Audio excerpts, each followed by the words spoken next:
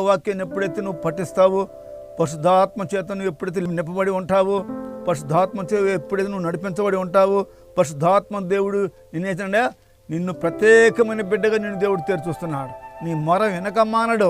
చాలామంది మొర పెడతారు కానీ వారి మొరకు సమాధానము రాదండి. ఎందుకు రాదండి సమాధానము? నువ్వు పాపం చేసి, అన్యాయం చేసి, అక్రమం చేసి నువ్వు దేవుడికి మొరపెట్టినా ఏ ఉపయోగం లేదు.